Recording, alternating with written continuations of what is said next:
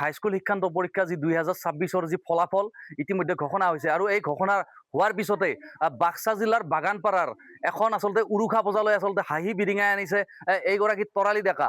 এই মধ্যত এই যি অঞ্চলৰ স্থানীয় ৰাইজসকলে আচলতে তৰালিৰ খবৰ ল'বলৈ আহি তেওঁৰ বাসগৃহত ভিৰ কৰা পৰিলক্ষিত হৈছে। মোৰ সহযোগীয়ে দেখুৱাব এই পৰিৱেশ। তৰালি আৰু তৰালিৰ মাক এই মুহূৰ্তত উপস্থিত আছে। তেওঁৰ দেউতাক যিহেতু ব্যৱসায় কৰে, এগৰাকী ক্ষুদ্ৰ ব্যৱসায়ী, তেওঁ ব্যৱসায়ীৰ সংক্ৰান্তত বাহিৰলৈ ওলাই গৈছে। মই পোনে পোনে তৰালিৰ ওচৰলৈ আহিছো।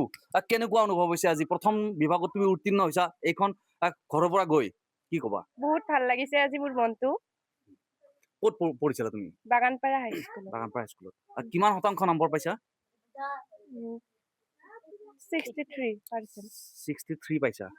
আৰু লেটাৰ পাইছা নেকি কিবাহত? অসমীয়া আৰু সংস্কৃত। যদিও কওঁ আচলতে তুমি প্ৰথম বিভাগত উত্তীৰ্ণ হৈছা এইখন ঘৰৰ পৰা গৈ, টিউচন লৈছিলা নেকি? টিউচন এটাই লৈছিলো। কি বিভাগত লৈছিলা? মেথছ। গণিত বিভাগত টিউচন লৈছিলা। কেনেকৈ পঢ়িছিলা অলপ যদি কৈ দিয়া। ৰাতিপুৱা পঢ়িছিলো আৰু টিউচনৰ পৰা আহি কিনে ৰাতি পঢ়িছিলো। কিমান সময় পঢ়িছিলা? বেছি সময় পঢ়া নাছিলো, 2 ঘন্টা বা 3 ঘন্টা মানে পঢ়িছিলো। যিটো তোমাৰ আজি ফলাফল, এই ফলাফলক লৈ তুমি সুখী নে আৰু বেছি আশা কৰিছিলা? সুখী।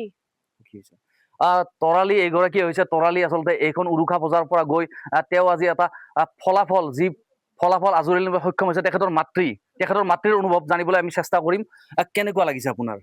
ভাল লাগিছে আৰু আসানত থাকিব বুলি ভাবিছিলো কিন্তু নোৱাৰিলে। আৰু আমিতো টিউচন দিবও নোৱাৰিলো কাৰণ গণিততো আধা হল দিয়া। কিবাকে যে তাই পাছ কৰিছে মোৰো সেয়ে ভাল লাগিছে। আপোনালোকে আচলতে কি ব্যৱসায়ৰ লগত জড়িত? কি ব্যৱসায়? তৰালি দেউতাকে কি কৰে? কি কৰে মানে এনেই অলপমান তাৰমানে ফুটপাথত বহি হেৰি কৰে, চব্জিৰ দোকান কৰে। সেই দিয়ে কিবাকে চলি আছো আৰু। তৰালি যিখিনি সুবিধা আচলতে বিচাৰিছিলে সেইখিনি আপোনালোকে দিব পাৰিছিল নে? গোটেই পাৰা নাই। দিব পাৰিলেতো আৰু বেছিয়ে ভাল হ'ল কিজানি, কিন্তু এতিয়া দিব নোৱাৰিলো। ইমানটো আশা কৰি কামো নাই, সেনে দিব নোৱাৰিলে ইমান আশা নকৰো। মানস প্ৰতিম চক্ৰৱৰ্তীক ধন্যবাদ জ্ঞাপন কৰিছো। আৰু এনেদৰে সফলতা আজৰি আনিবলৈ সক্ষম হৈছে শিক্ষাৰ্থীগৰাকীয়ে। আৰু যিহেতু অতি দৰিদ্ৰ পৰিয়ালৰ এগৰাকী ছাত্ৰী আৰু ছাত্ৰীগৰাকীয়ে সফলতা অৰ্জন কৰাত উৎফুল্লিত হৈ পৰিছে পৰিয়াল তথা গাঁওবাসী।